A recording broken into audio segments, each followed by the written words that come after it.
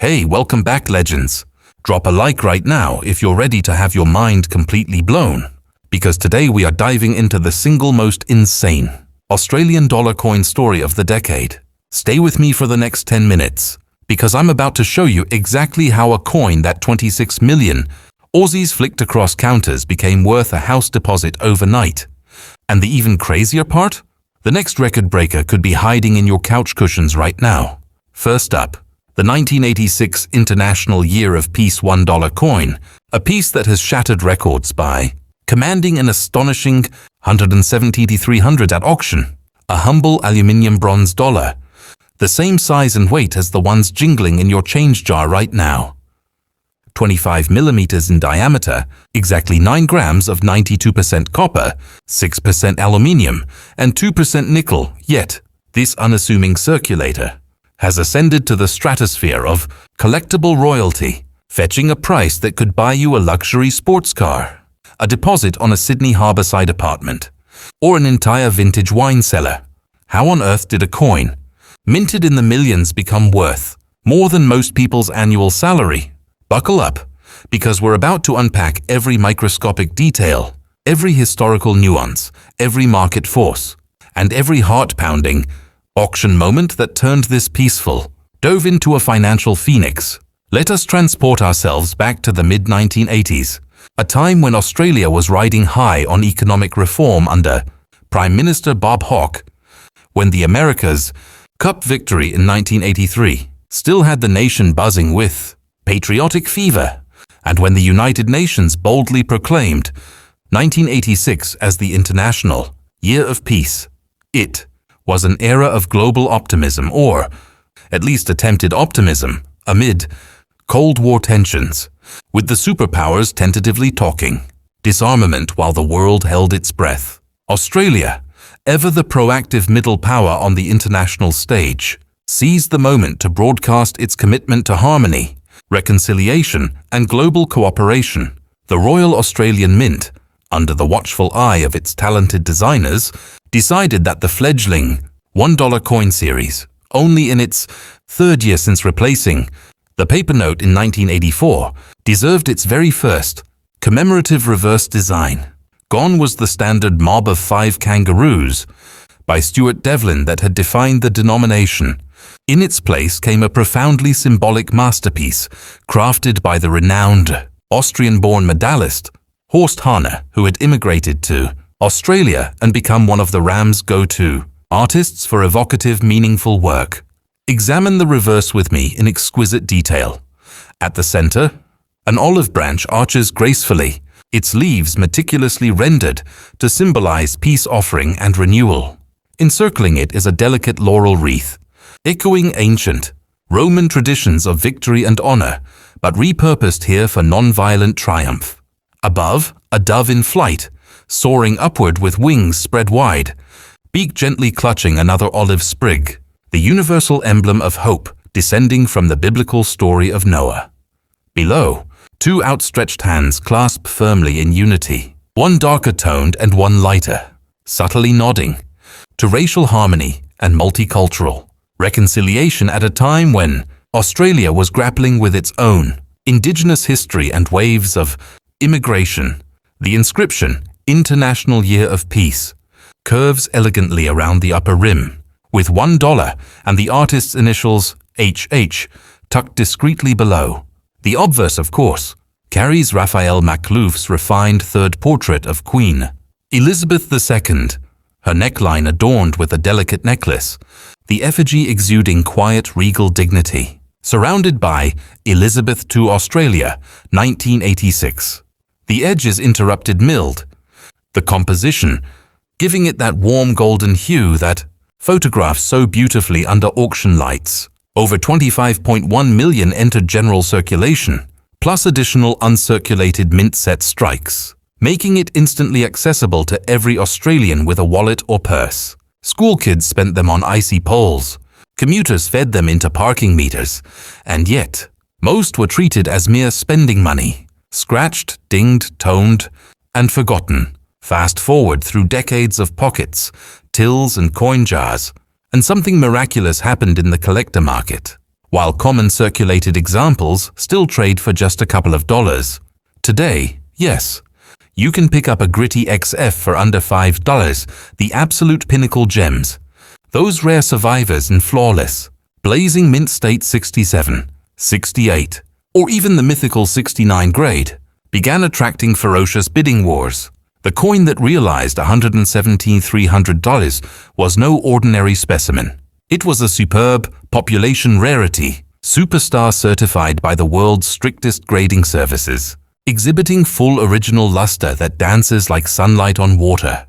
Razor-sharp strike details where every feather on the dove is individually visible, every vein on the olive leaves crisp, and not a single contact mark, hairline, spot, or toning blemish to mar its perfection. In the hyper-competitive realm of registry set collecting where wealthy enthusiasts compete for the finest known examples on public leaderboards, this 1986 peace dollar became the ultimate condition census piece, one of perhaps only a handful ever to cross the MS-68 threshold. When it surfaced at a major international auction house, the room and the online bidding platform erupted. Phone bidders from Hong Kong, London, and Beverly Hills duked it out with Australian tycoons and institutional buyers, driving the hammer price to heights previously reserved for pre-decimal rarities like Adelaide pounds or 1930 pennies. The final figure of $117,300, including buyer's premium, sent shockwaves through the numismatic community, instantly rewriting price guides and proving that modern commemoratives, when combined with extreme conditional rarity, can outperform even the most famous classic coins. Why this price? Scarcity and perfection is everything. Millions were minted, yes, but virtually none were set aside in gem condition from day one. Most saw immediate circulation during a booming economy. Think house prices, soaring, stock market frenzy, pre-1987, crash, and by the time collectors realized the potential, pristine examples were almost non-existent. This coin captures a fleeting moment of global hope for peace, released just months after the Chernobyl disaster and during the height of anti-nuclear protests in the Pacific. It speaks to reconciliation, to Australia's maturing identity on the world stage, to the dream that humanity might actually lay down its weapons. For deep-pocketed collectors building finest ever decimal sets, owning the undisputed king of 1986, Wadhais, is not just an investment, it's a statement, a trophy, a piece of tangible optimism preserved forever in acrylic. Market analysts point to broader trends too.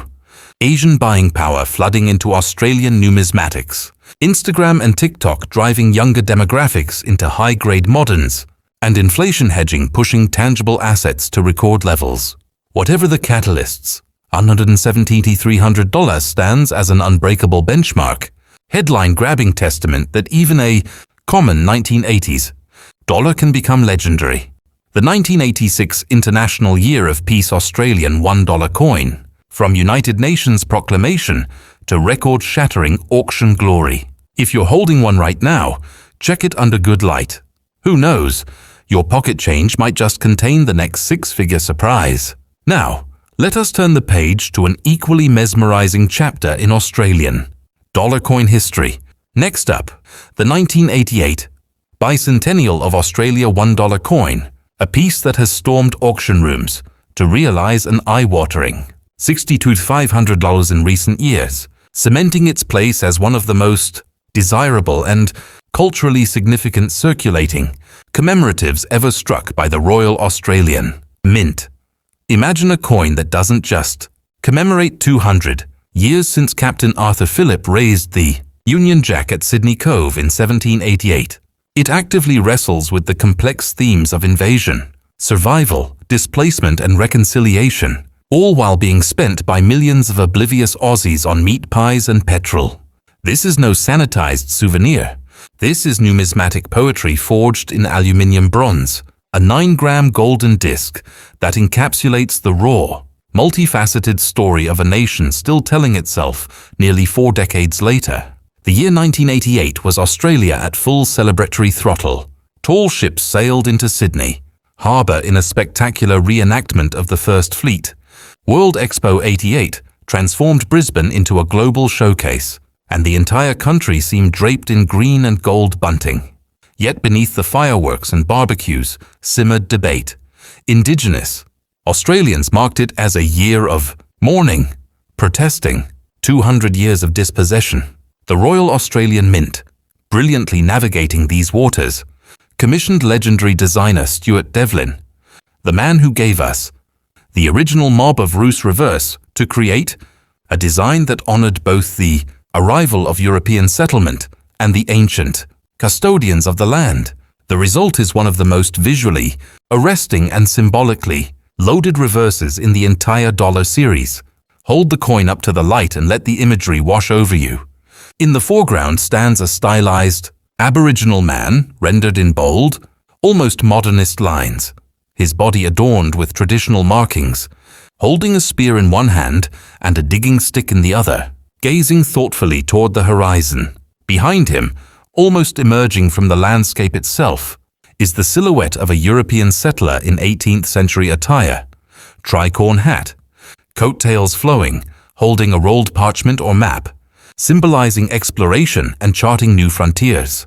Between them, a rising sun radiates beams across the scene, while a flowing ribbon-like element represents the continuity of land and sea.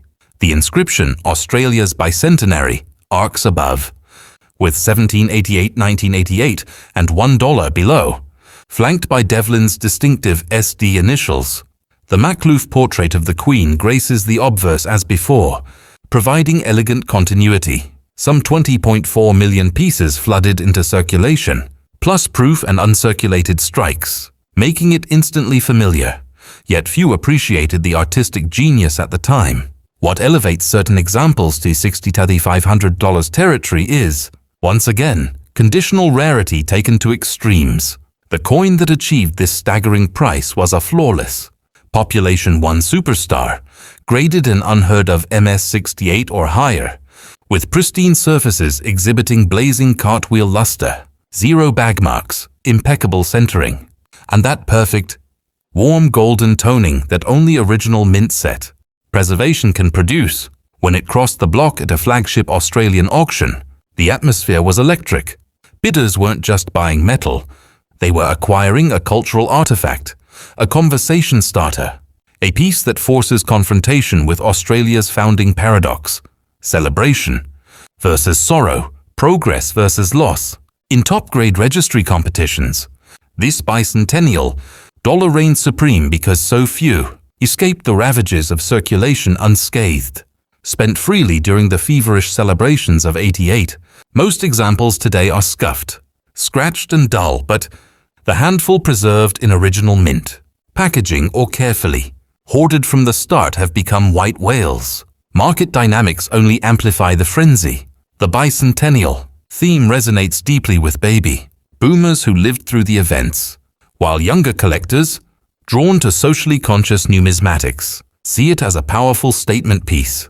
Throw in the endless media coverage of Indigenous issues have received in recent years: the voice referendum debate, reconciliation efforts, NAIDOC celebrations, and suddenly owning the Eid's finest known example becomes profoundly meaningful. Its $62,500 hammer, the buyer secured not just bragging rights but a tangible slice of national introspection, a coin that whispers, or sometimes shouts, about identity, history, and healing. It's little wonder prices have escalated dramatically. Similar superb gems that traded for low five figures a decade ago now routinely eclipse $50,000, with this record setter proving the ceiling is far higher when perfection meets cultural potency. There we have it, the complete, passionate chronicle of the 1988 Australian bicentennial $1 coin, a numismatic icon that transformed from everyday spender to a $62,500 masterpiece.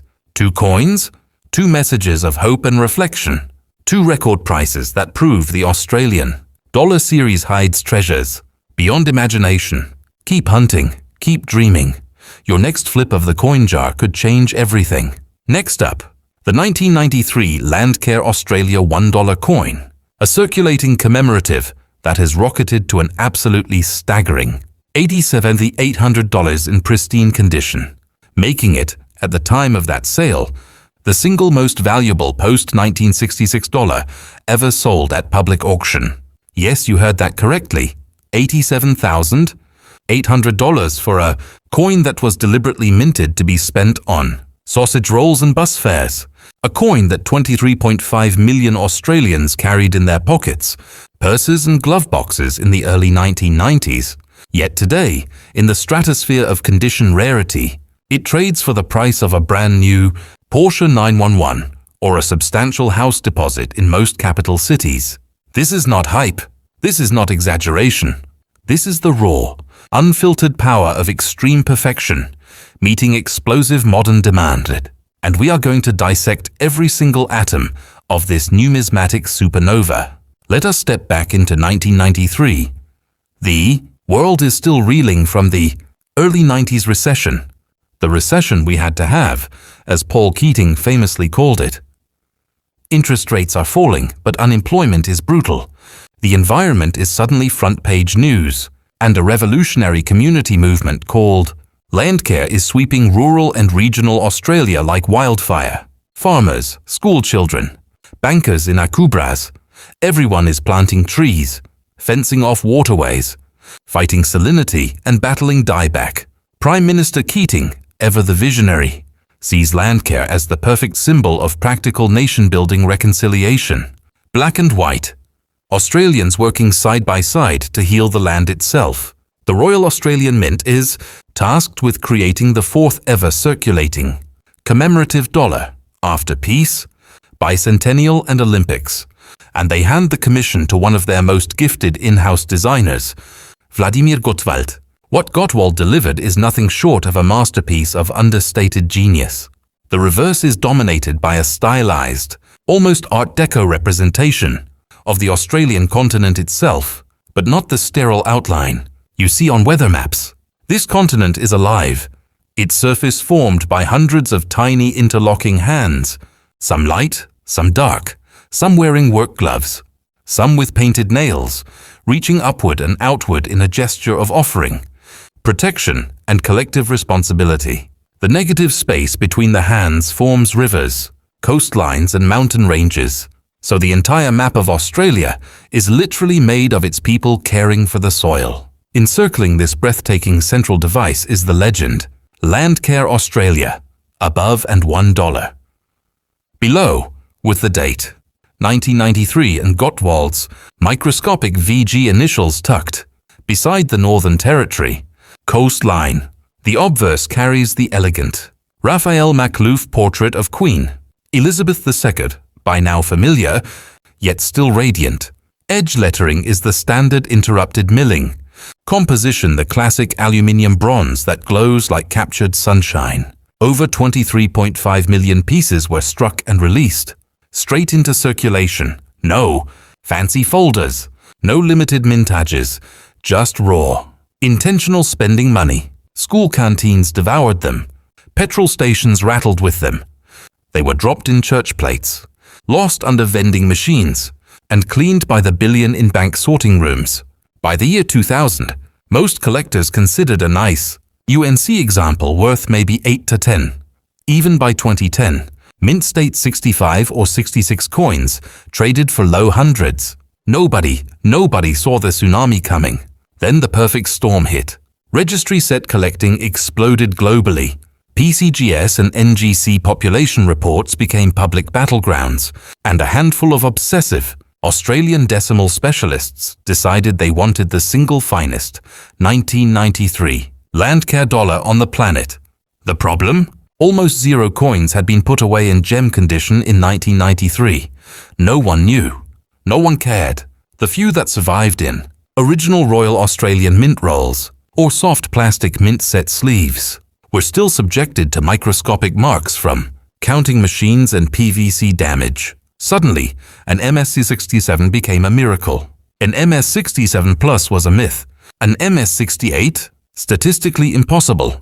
And then, in one of the most dramatic auction moments of the last decade, a single coin surfaced. A blinding full luster, essentially flawless 1993 Landcare dollar. Certified PCGS MS-68, the sole finest known, population 1 none higher, with a pedigree tracing back to an original RAM bag, broken only for grading. When the lot opened, the room went deathly quiet. Phones lit up from Tokyo, Zurich, Singapore, and Perth boardrooms. The bidding climbed in $5,000 and these $10,000 increments like a SpaceX rocket.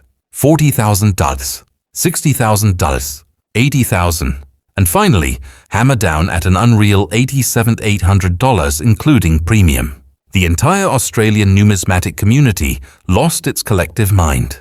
Price guides were rewritten overnight. Suddenly every attic, every old mint roll, every deceased estate was being torn apart, looking for the next one. None has appeared since at that level. The king remains unchallenged and, for now, priceless. This coin is now the ultimate trophy of modern Australian numismatics, environmental symbolism, technical perfection, and sheer unattainability fused into 9 grams of golden alloy. It is the decimal equivalent of a 1930 penny for a new generation, except you could have bought one for a decade ago for the price of a nice dinner. That window has slammed shut forever. Next up. Now, let us pivot to the coin that sits just behind it on the podium of dollar coin insanity. The 1996 Sir Henry Parkes $1 coin, the father of Federation, commemorative, that has charged to an astonishing $49,000 in flawless condition, proving once again that extreme conditional rarity can turn even a 17 million mint circulation strike into a 5-figure, bordering 6-figure masterpiece. The year is 1996. Australia is gearing up for the centenary of Federation in 2001, and the Royal Australian Mint decides to kick off the celebrations early by honouring the towering figure of Sir Henry Parkes, the bushy-bearded, booming-voiced New South Wales Premier who delivered the famous Tenterfield oration in 1889 and essentially bullied the colonies into becoming a nation. Parkes is Australian history's ultimate statesman, 5-time premier, bankrupt poet, immigration agent, and the man who made Federation inevitable. The Mint hands the design to Wojciech Pietranik, the Polish-born medalist whose work is instantly recognizable for its classical portraiture and dramatic depth. The result is one of the most handsome dollar reverses ever struck. Dominating the field is a 3/4 profile portrait of Parkes in his later years, magnificent, white beard flowing, eyes staring intensely into the future, every hair and whisker rendered with almost photographic precision. Behind his shoulder, a subtle outline map of Australia emerges from radiating lines that suggest both the rising sun and the spreading ideas. The legend reads, Sir Henry Parkes, 1815-1896, above and $1 below, with the centenary precursor inscription, Towards Federation, tucked elegantly along the lower rim. The Makhlouf effigy of the Queen remains on the obverse, creating perfect symmetry between the old empire and the new nation it birthed. Mintage, a very healthy 17.3 million into general circulation, plus the usual proof and mint set versions. Once again, these coins were spent without mercy. Parkes dollars bought Big Macs, paid for parking, and vanished into cash registers from Broome to Bega.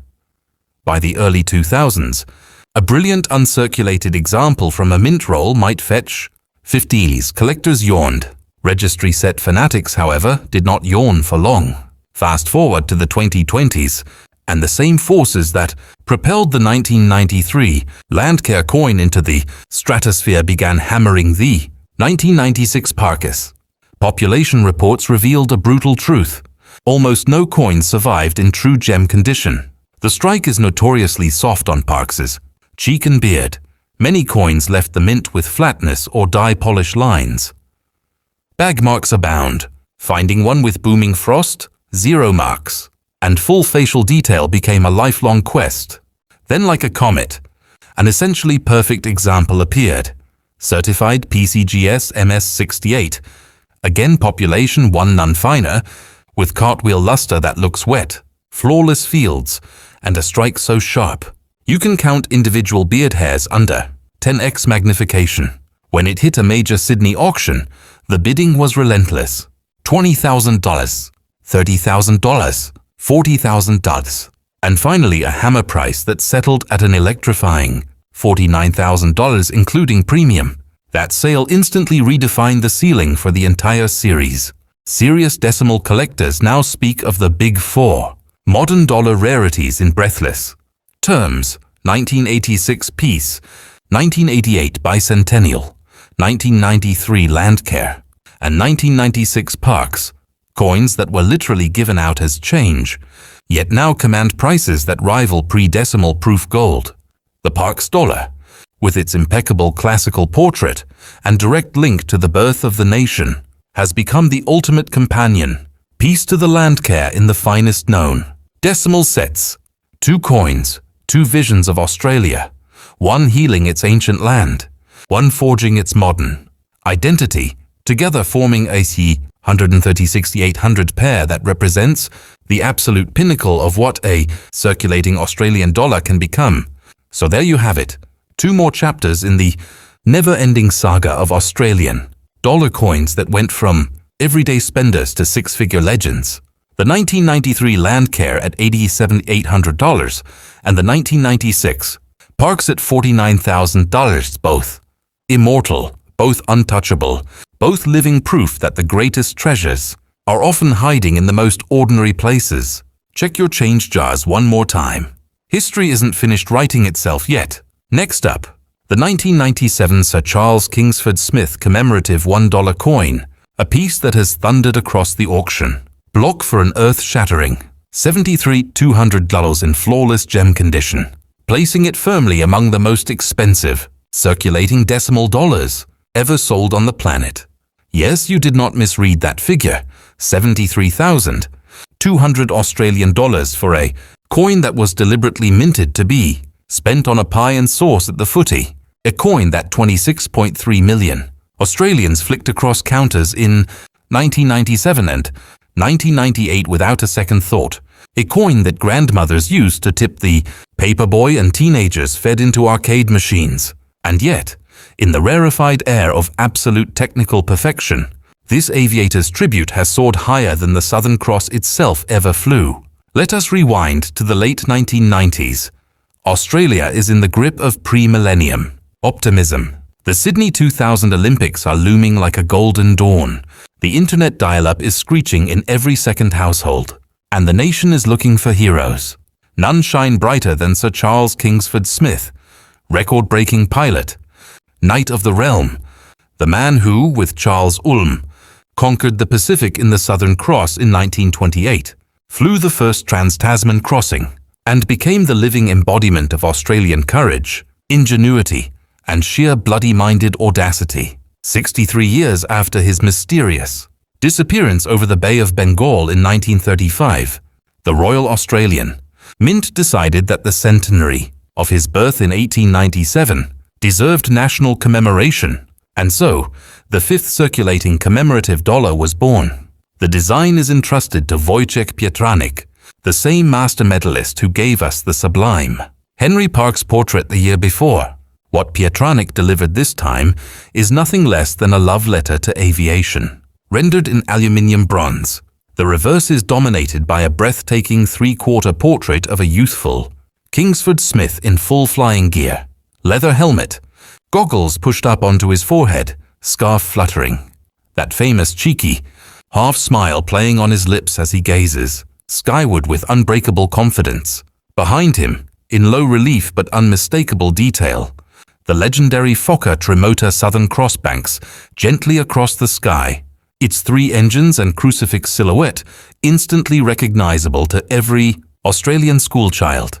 Radiating lines suggest both propeller blur and the endless horizons Smithy conquered. The legends read Sir Charles Kingsford Smith. Above and 1897, 1935. $1. Below, with the subtle inscription Centenary of Birth, tucked along the lower rim, and Pietranik's WP initials discreetly placed near the wingtip. The obverse, for the final time in the dollar series, carries Raphael Maklouf's elegant third portrait of Queen Elizabeth II, an era quietly closing as Arnold, Mason's new 4th effigy waited in the wings for 1999. Over 26.3 million examples were struck at the Royal Australian Mint in Canberra and released straight into circulation. No special packaging, no limited editions, just raw spending money. They bought packets of Winnie Blues, paid for car washes, and vanished into the great Australian cash river. By the early 2000s, a mint roll brilliant, uncirculated example might set you back $6 or $7. Collectors shrugged. Aviation enthusiasts bought a few for the grandkids. Nobody, literally nobody, imagined what was coming. Then the perfect storm struck with the force of a Pacific cyclone. Registry set mania went into overdrive. PCGS and NGC population reports became holy scripture, and the brutal truth emerged. The 1997 Kingsford Smith dollar is one of the most poorly struck, most bagmark prone, most luster challenged circulating commemoratives the RAM ever produced. The high points, Smithy's cheek, forehead, and the leading edges of the Southern Cross are almost always rubbed or weakly defined straight from the dies. The fields are broad and mirror-like, meaning every tiny contact mark shows like a crater on the moon. Original luster is often streaky or hazy, thanks to hurried mint preparation before the Olympic coin rush. Finding a coin with booming, frosty cartwheel luster, 0 marks, and a full, sharp strike became the numismatic equivalent of discovering a new continent. For almost 20 years, the finest known examples hovered in the MS66 to MS67 range. Prices crept from low hundreds to low thousands.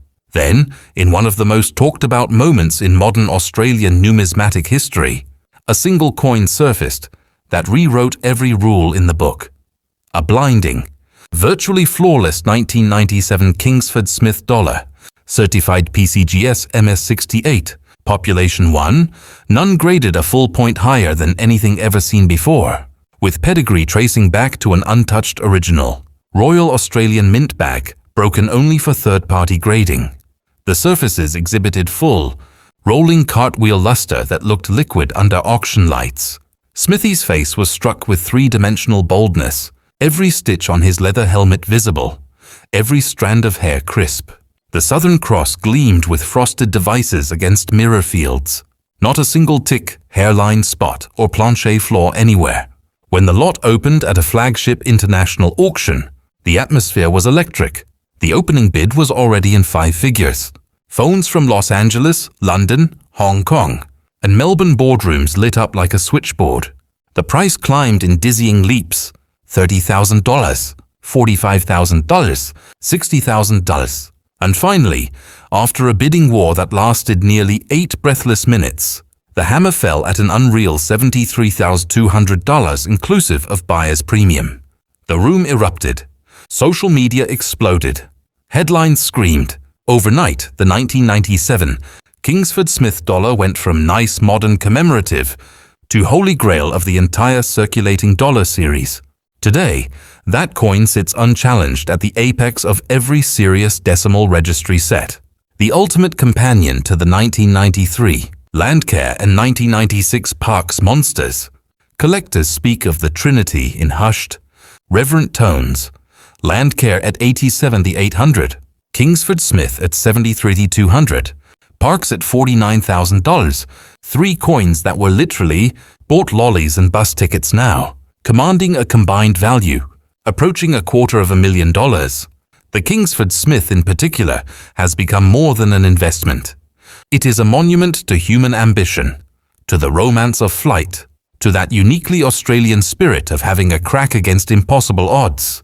Owning the single finest example is like owning the Wright brothers' logbook, Amelia Earhart's scarf, or a shard of the Southern Cross propeller, except this one was hiding in plain sight in piggy banks and cash tins for decades. And so the legend grows, somewhere out there, in an old biscuit tin under a bed, in a forgotten mint roll in a deceased estate, or sealed in a long-forgotten bank bag. Another perfect 1997 Kingsford Smith dollar may still be sleeping, but until it wakes, the $73,200 king reigns supreme. Proof once again that the most ordinary coin, preserved in the most extraordinary condition, can become the most extraordinary treasure of all. Keep searching, dreamers. The sky is no longer the limit.